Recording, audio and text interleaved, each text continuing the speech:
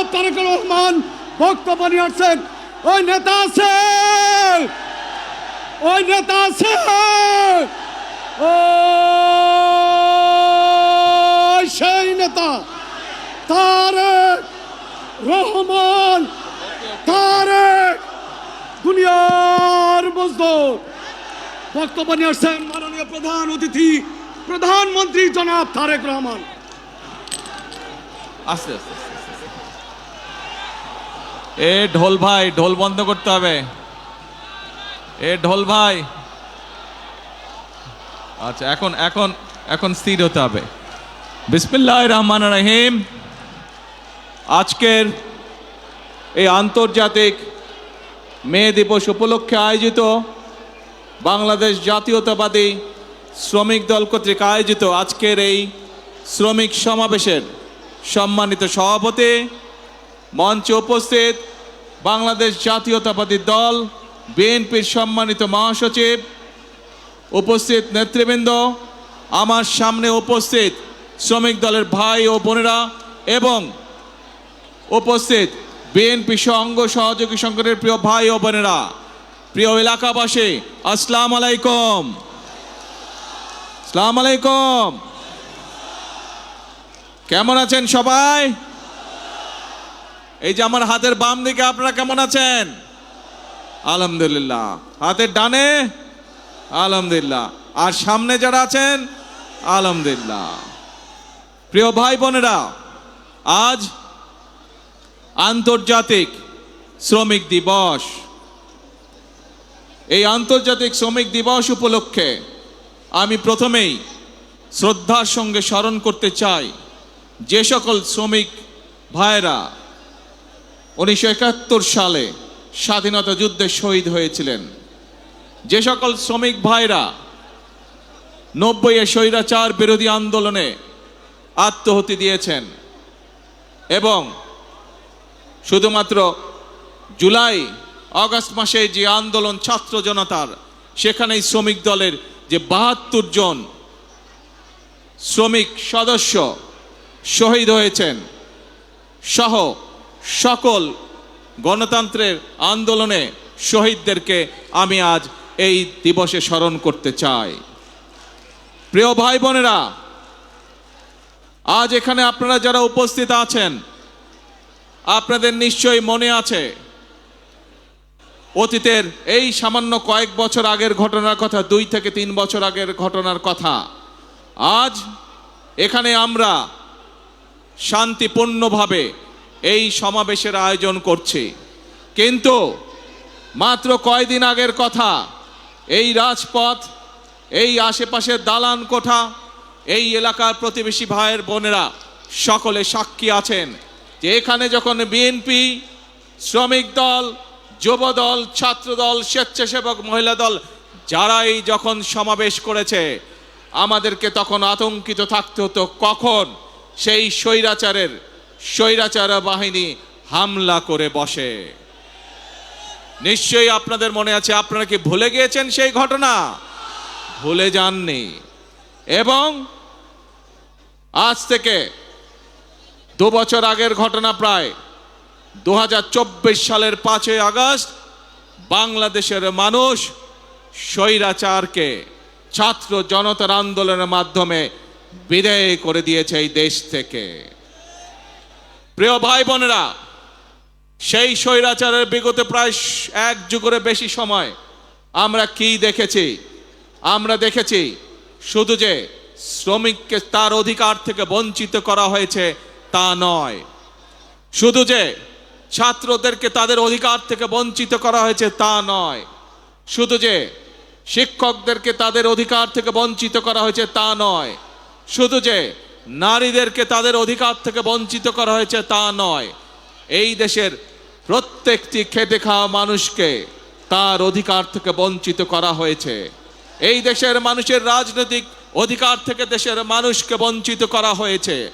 বঞ্চিত করা হয়েছিল তাদেরকে তাদের অর্থনৈতিক অধিকার থেকে। প্রিয় ভাই বোনেরা, সেজন্যই এই দেশের মানুষ এই দেশ থেকে ছাত্র জনতা ঐক্যবদ্ধভাবে একত্রিত হয়ে গণ অভ্যুত্থানের মাধ্যমে স্বৈরাচারকে বিদায় করেছে এই দেশ থেকে।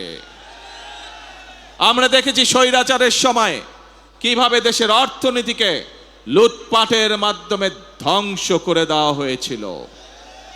আমরা দেখেছি কিভাবে দেশের শিল্প কলকারখানাগুলোকে ধীরে ধীরে বন্ধ করে দেওয়া হয়েছিল এবং এক পর্যায়ে গিয়ে ধ্বংস করে দেওয়া হয়েছিল, এবং বিদেশি জিনিসকে কিভাবে এই দেশে আমদানি নির্ভর করে হয়েছিল, এই দেশের পুরো অর্থনীতিকে কিভাবে ধীরে ধীরে আমদানি নির্ভর করে গড়ে তোলা হয়েছিল। আমরা দেখেছি কিভাবে স্বৈরাচারের সময় এই দেশ থেকে এই দেশের শিক্ষা ব্যবস্থাকে ধ্বংস করে দেওয়া হয়েছিল। আমরা দেখেছি এই দেশের স্বাস্থ্য ব্যবস্থাকে স্বৈরাচারের এক যুগ সময় কিভাবে ধ্বংস করে দেওয়া হয়েছিল। প্রিয় ভাই বোনেরা, যে কয়টি সেক্টরের কথা আপনাদের সামনে আমি তুলে ধরলাম, এই প্রত্যেকটি সেক্টরে হাজারো লক্ষ কোটি শ্রমিক কাজ করে, এবং এভাবেই দেশের প্রত্যেকটি সেক্টরকে ধ্বংস করার মাধ্যমে বাংলাদেশের সকল শ্রেণীপেরা মানুষকে আঘাত করা হয়েছিল। বাংলাদেশের শ্রমিকদের ভাগ্য নিয়ে ছিনিমিনি খেলা হয়েছিল সেই দিন। প্রিয় ভাই বোনেরা, 2024 সালের 5ই আগস্ট মানুষ সেই স্বৈরাচারকে দেশ থেকে বিতাড়িত করেছে। এখন শ্রমিক, শিক্ষক, ছাত্র, নারী, পুরুষ সকলে মিলে এখন হচ্ছে দেশ গড়ার পালা। প্রিয় ভাই বোনেরা, আমার সামনে একটি ব্যানার আছে, সেই ব্যানারের মধ্যে লেখা রয়েছে বন্ধ কলকারখানা চালু করতে হবে। প্রিয় ভাই বোনেরা, বর্তমান সরকার বিএনপি সরকার, জনগণের ভোটে নির্বাচিত সরকার, এবং সেই জন্যই সরকার গঠিত হওয়ার পরে সাথে সাথেই আমি সংশ্লিষ্ট ব্যক্তিবর্গকে সাথে নিয়ে বসেছি এবং নির্দেশনা দিয়েছি, এবং আপনারা জানলে খুশি হবেন, এই সপ্তাহে গত 1 মাস আগে আমি নির্দেশনা দিয়েছি যে কিভাবে আমরা কত দ্রুত আমরা বন্ধ কলকারখানা কোনটি চালু করতে পারবো, যাতে আবার সেই সকল শ্রমিক যারা কর্মসংস্থান হারিয়ে বেকার হয়ে গিয়েছিল সেই সকল শ্রমিকের কর্মের ব্যবস্থা আমরা করতে পারি। সেই মিটিংটি এই সপ্তাহে আবার নির্ধারিত হয়েছে। ইনশাআল্লাহ বাংলাদেশের অনেকগুলো কলকারখানা যেগুলো বন্ধ হয়ে গিয়েছে বিগত বছরগুলোতে, পর্যায়ক্রমিকভাবে আমরা সেই কলকারখানাগুলোকে আবার চালু করার উদ্যোগ গ্রহণ করেছি। প্রিয় ভাই বোনেরা, শুধু এই বন্ধ কলকারখানা চালু হলেই সকল শ্রমিকের কর্মসংস্থানের ব্যবস্থা হবে না, আমরা জানি। এই শ্রমিকদের পাশাপাশি আরো বহু লক্ষ, হাজারো লক্ষ বেকার এখন এই দেশে রয়ে গিয়েছে, যাদের জন্য দেশে আমাদের কর্মসংস্থানের ব্যবস্থা করতে হবে, যাদের জন্য একই সাথে আমাদেরকে বিদেশেও কর্মসংস্থানের ব্যবস্থা করতে হবে। এবং সেই জন্যই আমরা বিদেশি বিনিয়োগকারী সহ দেশীয় বিনিয়োগকারীদের সাথে এরই ভিতরে আলাপ আলোচনা শুরু করেছি। আমরা তাদেরকে উৎসাহ প্রদান করছি, আমরা তাদের বিভিন্ন সমস্যা সমাধানের চেষ্টা করছি, যাতে করে সেই বিনিয়োগকারীরা সে দেশেই হোক অথবা বিদেশি হোক এই দেশে কলকারখানা তৈরি করে। কারণ আমরা জানি এই দেশে কলকারখানা তৈরি হলে এই দেশের শ্রমিকরা কর্মসংস্থানের সুযোগ হবে তাদের। আমরা জানি শ্রমিকরা যদি ভালো থাকে তাহলে বাংলাদেশ ভালো থাকবে। আমরা জানি কৃষকরা যদি ভালো থাকে তাহলে এই বাংলাদেশ ভালো থাকবে। অর্থাৎ সাধারণ খেটে খাওয়া মানুষ যখন ভালো থাকবে তখনই এই দেশ বাংলাদেশ ভালো থাকবে। এবং সেই জন্যই প্রিয় ভাই বোনেরা, আপনারা দেখেছেন, আমরা জানি, আমরা বিষয়টি সম্পর্কে ওয়াকিফাল আছি। এইখানে রাস্তা, ঢাকা শহরের বিভিন্ন রাস্তায় আপনারা দেখেছেন হকার ভাইরা ছিল, কিন্তু যানজট সহ সাধারণ মানুষের চলাফেরার অসুবিধার জন্য আমরা হকার ভাইদেরকে সরিয়ে দিয়েছি। কিন্তু আমরা এটাও বুঝি তারাও মানুষ, তাদেরও পরিবার আছে, তাদেরকেও চলতে হবে, খেয়ে পড়ে তাদেরকেও বাঁচতে হবে। সেজন্যই আমি সংশ্লিষ্ট কর্তৃপক্ষকে সাথে সাথে নির্দেশনা দিয়েছি যে হকার উচ্ছেদ করলে শুধু হবে না, এই মানুষগুলো যাতে খেয়ে পড়ে বাঁচতে পারে, কর্মসংস্থান মানে ব্যবসা করতে পারে, তারও ব্যবস্থা করতে হবে। এবং আপনারা দেখেছেন এরই মধ্যে তার প্রক্রিয়া শুরু হয়েছে। আমরা জানি সকলকে হয়তো একসাথে আমরা ব্যবস্থা করে দিতে পারবো না, পর্যায়ক্রমিকভাবে আমরা ব্যবস্থা করব, কিন্তু ইনশাল্লাহ আপনাদের নির্বাচিত সরকার অবশ্যই খেটে খাওয়া মানুষের কর্মসংস্থানের ব্যবস্থা করবে। এবং সে কারণেই আপনারা দেখেছেন গতকাল থেকে উত্তর মহানগরী এবং দক্ষিণ মহানগরীতে এই প্রক্রিয়া শুরু হয়ে গিয়েছে। আমরা পর্যায়ক্রমিকভাবে যারা হকার ভাই তাদেরকে তারা যাতে শান্তিতে ব্যবসা বাণিজ্য করতে হয়, কোনো রকম বিশৃঙ্খলার মধ্যে যাতে তাদেরকে পড়তে না হয়, সেই জন্য বিভিন্ন জায়গা ঠিক করে তাদেরকে ধীরে ধীরে সেই জায়গায় আমরা পুনর্বাসনের চেষ্টা করছি। প্রিয় ভাই বোনেরা, আমরা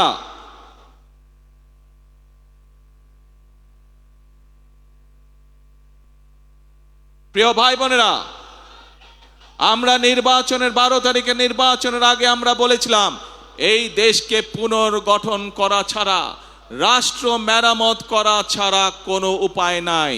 এবং শুধুমাত্র নির্বাচনের আগে নয়, আপনাদের নিশ্চয়ই কম বেশি সকলের মনে আছে আমরা আজ থেকে প্রায় 2.5 বছর 3 বছর আগে বাংলাদেশের প্রত্যেকটি সেক্টরকে কিভাবে রাষ্ট্র পুনর্মেরামত করা যায়, কিভাবে সংস্কার করা যায়, তার প্রত্যেকটি 31 দফা আমরা জনগণের সামনে, দেশের মানুষের সামনে উপস্থাপন করেছিলাম। মনে আছে আপনাদের? মনে আছে। সেখানে আমরা কৃষকদের কথা বলেছি, সেখানে আমরা শ্রমিক ভাইদের কথা বলেছি, সেখানে আমরা ছাত্রদের কথা বলেছি, সেখানে আমরা নারীদের কথা বলেছি, আমরা প্রত্যেকটি শ্রেণী পেশা মানুষের কথা সেদিন আমরা সেখানে বলেছি। কারণ একটু আগেই যেই কথাটি আমি বলেছি যে এই দেশের শ্রমিক ভাইরা বাঁচলে এই দেশের মানুষ সব ভালো থাকবে, এই দেশের শ্রমিকরা বাঁচলে, কৃষকরা বাঁচলে এই দেশের মানুষ ভালো থাকবে। সেজন্যই আমরা কৃষক ভাই সহ, শ্রমিক ভাই সহ, ছাত্র জনতা প্রত্যেকটি মানুষের জন্য এই সরকার কি করতে চায় তার পূর্ণ বিবরণ আমরা আমাদের 31 দফার মধ্যে তুলে ধরেছি। এবং প্রিয় ভাই বোনেরা, আমরা সেজন্য নির্বাচনের আগে বলেছিলাম যে আমরা শ্রেণী পেশা যাদেরকে যেই প্রতিশ্রুতি আমরা দিয়েছি সেই প্রতিশ্রুতি অনুযায়ী আমরা সরকার গঠনে সক্ষম হলে কাজ শুরু করব। এবং আপনারা দেখেছেন আমরা দ্রুততার সাথে সরকার গঠন করার সাথে সাথে আমরা আমাদের প্রতিশ্রুতির কাজগুলো শুরু করেছি। প্রিয় ভাই বোনেরা, নারীদের জন্য যে ফ্যামিলি কার্ডের কথা আমরা বলেছি, এই ফ্যামিলি কার্ড আমার শ্রমিক ভাইয়ের যে স্ত্রীরা আছেন তারা পাবেন। এই ফ্যামিলি কার্ড আমাদের কৃষক ভাইদের যে স্ত্রীরা আছেন তারা পাবেন। একইভাবে আমাদের প্রাইমারি শিক্ষক যারা আছেন তাদের স্ত্রীরা পাবেন। অর্থাৎ এইটি সকলের কাছে ধীরে ধীরে সকল পরিবারের কাছে পৌঁছবে। শ্রমিক ভাইরা যেরকম একদিকে কলে কারখানায় পরিশ্রম করে, কলকারখানাকে পরিশ্রম করে যেরকম দেশের অর্থনীতিকে মজবুত করে গড়ে তুলতে সহযোগিতা করবেন, একইভাবে রাষ্ট্র তার পরিবারের পাশে দাঁড়াবে যাতে তাকে পরিবারকে নিয়ে দুশ্চিন্তা করতে না হয়। একইভাবে আমরা ধীরে ধীরে দেশের শিক্ষা ব্যবস্থাকে গড়ে তুলতে চাই যাতে করে খেটে খাওয়া মানুষের সন্তানদেরকে লেখাপড়া নিয়ে চিন্তা করতে না হয় তাদের সন্তানদের জন্য। প্রিয় ভাই বোনেরা, একইভাবে আপনারা দেখেছেন আমরা কৃষক ভাইদের পাশে দাঁড়িয়েছি। কৃষক ভাইদের 10,000 টাকা পর্যন্ত কৃষি ঋণ আমরা মৌকুফ করে বলেছিলাম, সেই কৃষি ঋণও আমরা মৌকুফ করেছি। প্রিয় ভাই বোনেরা, আমরা শুধু কৃষক ভাইদের কৃষি ঋণই মৌকুফ করিনি, আমরা একই সাথে বলেছিলাম যে তাদেরকে আমরা কৃষক কার্ড দেব। সেই কৃষক কার্ড দেওয়ার কাজও আমরা প্রিয় ভাই বোনেরা শুরু করেছি। প্রিয় ভাই বোনেরা, আমরা বলেছিলাম এই দেশের আমাদের যে পরবর্তী প্রজন্ম আছে তাদের ভেতর থেকে আমরা পেশাদার খেলোয়াড় তৈরি করতে চাই। আজ কৃষক পরিবারের সদস্য হোক, শ্রমিক পরিবারের সদস্য হোক, শিক্ষক পরিবারের সদস্য হোক, এইরকম হাজারো পরিবারের সদস্যদের সন্তানরা আছে যারা খেলাধুলায় ভালো। আমরা আমাদের সেই খেলোয়াড়দেরকে বের করে নিয়ে আসতে চাই, তাদেরকে আমরা প্রশিক্ষণ দিতে চাই এবং একই সাথে প্রশিক্ষণ দেওয়ার মাধ্যমে আমরা আন্তর্জাতিক পর্যায়ে আমাদের খেলোয়াড়দেরকে তুলে ধরতে চাই। এবং তারই অংশ হিসাবে শহীদ রাষ্ট্রপতি জিয়াউর রহমান যেমন এই দেশের শিশুদের ভিতর থেকে যারা প্রতিভাবান তাদেরকে যেভাবে উনি নতুন কুড়ির মাধ্যমে, নতুন কুড়ি প্রতিযোগিতার মাধ্যমে ধীরে ধীরে বের করে নিয়ে এসেছিলেন, আমরাও ঠিক সেই কাজটি শুরু করেছি। নতুন কুড়ি প্রতিযোগিতার মাধ্যমে আমাদের আগামী প্রজন্মের ভিতরে কারা ভালো খেলোয়াড় আছে তাদেরকে বের করে নিয়ে আসবো। প্রিয় ভাই বোনেরা, আপনারা শুনলে খুশি হবেন, ইনশাআল্লাহ আল্লাহর রহমতে আগামীকাল থেকে আনুষ্ঠানিকভাবে আমরা এই কাজটি শুরু করতে যাচ্ছি। প্রিয় ভাই বোনেরা, শ্রমিক বলুন, কৃষক বলুন, নারী বলুন, যুবক বলুন, যার কথাই বলুন না কেন, আমাদের দেশের অধিকাংশ মানুষ এখনো গ্রামে বসবাস করে।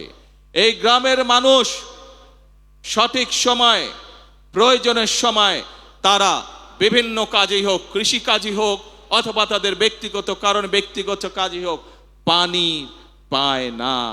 যে পানির অপর নাম জীবন, সেই পানি তারা সঠিকভাবে পায় না।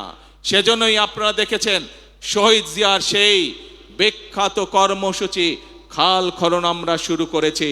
যেই খাল খননের মাধ্যমে কৃষক ভাইদেরকে যেমন পানির সুবিধা, সেচ সুবিধা পৌঁছে দেব আমরা, ঠিক একইভাবে গ্রামের মানুষ যাতে সহজেই পানির চাহিদা পূরণ করতে পারে, সেটি অন্যতম কারণ এই খাল খননের জন্য। খাল খনন এর মাধ্যমে কৃষক ভাইরা যেমন সুবিধা পাবে, একইভাবে গ্রামের খেটে খাওয়া সাধারণ মানুষও সেইভাবে একইভাবে সুবিধা পাবে। উপস্থিত প্রিয় ভাই বোনেরা, আজ আমাদেরকে একটি সময় এসেছে যখন আমাদেরকে ঐক্যবদ্ধ হতে হবে।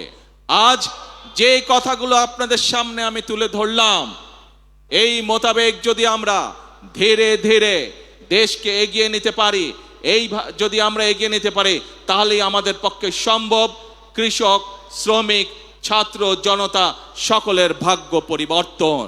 এবং এই মানুষগুলোর ভাগ্য পরিবর্তন হলেই দেশের ভাগ্যের পরিবর্তন একমাত্র সম্ভব। প্রিয় ভাই বোনেরা, বাংলাদেশের মানুষ 12 তারিখ থেকে আবারও সেই হারিয়ে যাওয়া গণতান্ত্রিক যাত্রা শুরু করেছে। আমরা অতীতে দেখেছি প্রিয় ভাই বোনেরা, যখনই বাংলাদেশ গণতন্ত্রের পক্ষে যাত্রা করেছে, আমরা দেখেছি ধীরে ধীরে এই দেশে মিল কলকারখানা গড়ে উঠেছে।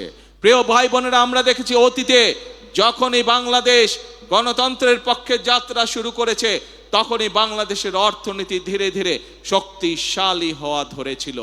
প্রিয় ভাই বোনেরা, আমরা দেখেছি যখনই বাংলাদেশ গণতন্ত্রের পক্ষে যাত্রা শুরু করেছিল, তখনই আমরা দেখেছি এই দেশের শিক্ষা ব্যবস্থাগুলোতে সুন্দরভাবে ধীরে ধীরে শিক্ষার পরিবেশ ফিরে এসেছে।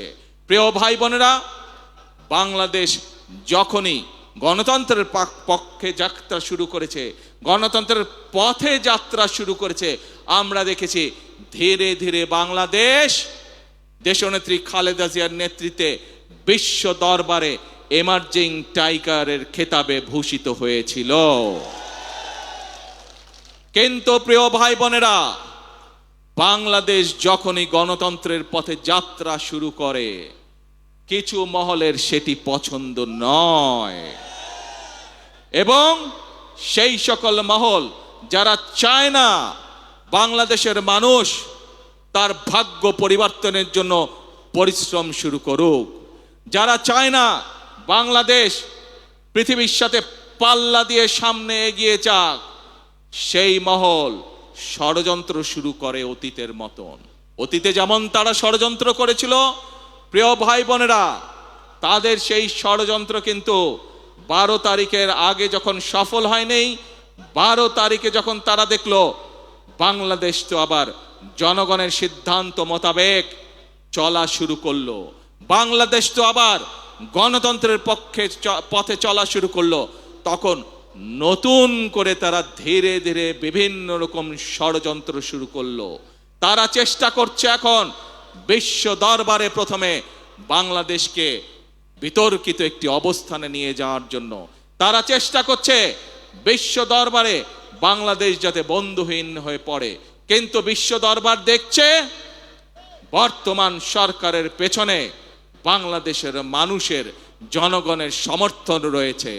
বিশ্ব দরবার দেখছে বর্তমানে বাংলাদেশের যে সরকার, এই সরকার জনগণ দ্বারা গঠিত সরকার। বিশ্ব দরবার দেখছে বর্তমান যে বাংলাদেশ পরিচালিত হচ্ছে যেই সরকার দ্বারা, যেই সংসদ দ্বারা, এই সংসদ, এই সরকার জনগণের দ্বারা গঠিত সংসদ, জনগণের দ্বারা গঠিত সরকার। সেজন্যই বিশ্ব দরবার তাদের কথায় কর্ণপাত করছে না, বরং বিশ্ব দরবার জনগণের যে নির্বাচিত প্রতিনিধি, জনগণের যে নির্বাচিত সরকার, তাদের সাথে কথা বলছে কিভাবে তারা এই দেশে বিনিয়োগ করবে, কিভাবে তারা এই দেশে শ্রমিকদের ভাগ্য পরিবর্তনে সহায়তা করবে, কিভাবে তারা এই দেশের মানুষের ভাগ্য পরিবর্তনে সাহায্য করবে। প্রিয় ভাই বোনেরা, আমাদেরকে বিশ্ব দরবারের এই সুযোগ গ্রহণ করতে হবে দেশের স্বার্থে, এই দেশের মানুষের স্বার্থে, সর্বোপরি এই দেশের শ্রমিক ভাইদের স্বার্থে। সেজন্যই আজকে আমাদেরকে চোখ কান সব খোলা রাখতে হবে। যারা দেশকে বিতর্কিত পর্যায়ে নিতে চায়, যারা দেশে অরাজকতা সৃষ্টি করতে চায়, এরকম যদি কেউ থাকে, তাহলে শ্রমিক ভাই সহ প্রতিটি দেশের প্রতিটি বাংলাদেশি প্রতিটি মানুষের কাছে আমার আহ্বান থাকবে, আপনাদেরকে সজাগ হতে হবে, আপনাদেরকে সতর্ক হতে হবে, আপনাদেরকে জেগে উঠতে হবে, আপনাদেরকে তাদের ষড়যন্ত্র প্রতিহত করতে হবে, জবাব দিতে হবে। যেভাবে আমরা স্বৈরাচারকে 17 বছর ধরে জবাব দিয়েছিলাম। প্রিয় ভাই বোনেরা, কথা একটাই, কাজ একটাই, সেটি হচ্ছে দেশ গড়া। এবং সেই জন্যই শ্রমিকরা কেউ কারখানায় কাজ করেন, কেউ ইমারত নির্মাণ করেন, কেউ জুট মিলে কাজ করেন, কেউ পোশাক শিল্পে কাজ করেন।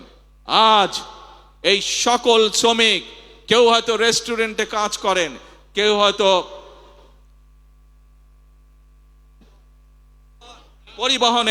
পরিবহনে কাজ করেন, বিভিন্ন পর্যায়ে বিভিন্ন শ্রেণীতে শ্রমিক ভাইরা আছেন।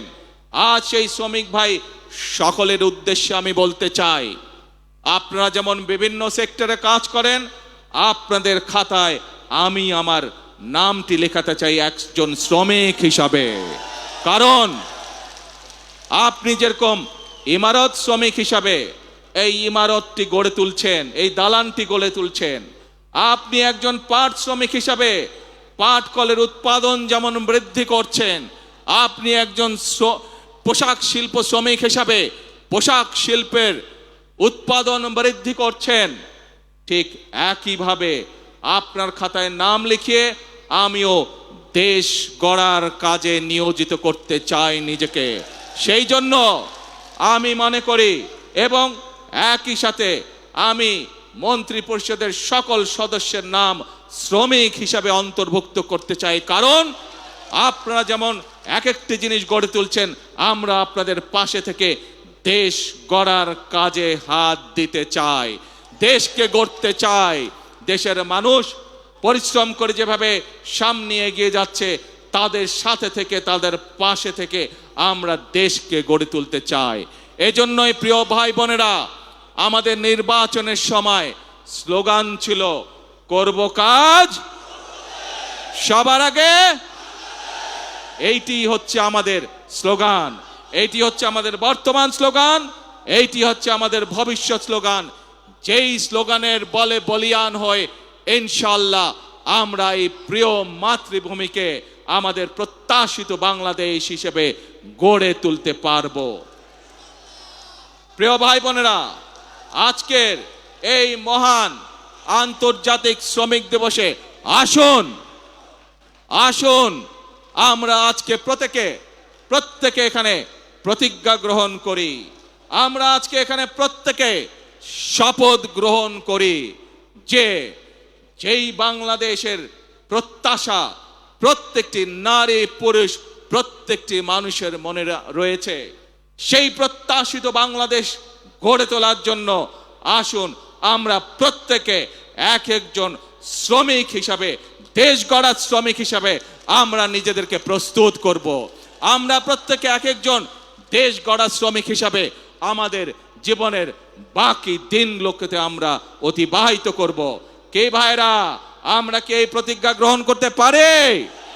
আমার সাথে আছেন আপনারা দেশ গড়ায়? দেশ গড়ার শ্রমিক হিসাবে কি আপনারা নাম লেখাতে রাজি আছেন?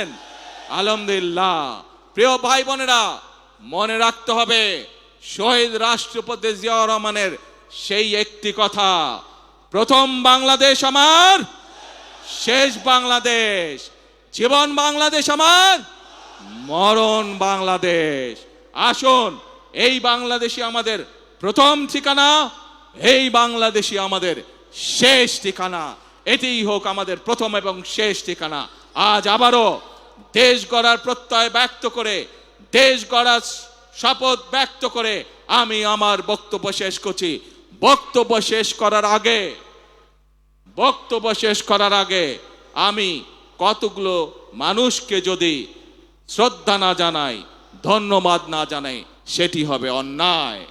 প্রিয় ভাই বোনেরা, আমার বক্তব্যের মধ্যেই আমি বলেছি এই রাজপথ এবং এই বিল্ডিং এ বসবাসকারী যে সকল প্রতিবেশী আছেন, বিগত স্বৈরাচার বিরোধী এক যুগেরও বেশি সময় যে আন্দোলন সংগঠিত হয়েছে, বিভিন্ন সময় আমরা এই রাস্তার উপরে চেষ্টা করেছি আমাদের কথাগুলো জনগণের সামনে তুলে ধরতে, এবং আমরা সেই সময় দেখেছি কিভাবে সেই স্বৈরাচারী বাহিনী আমাদের নেতাকর্মীদের উপরে অত্যাচার করেছে, নির্যাতন করেছে, গুলিগলাজ করেছে, কিভাবে আমাদের এই অফিস, এই পল্টন অফিসে তারা কিভাবে হামলা করেছিল, কিভাবে গুলিবর্ষণ করেছিল।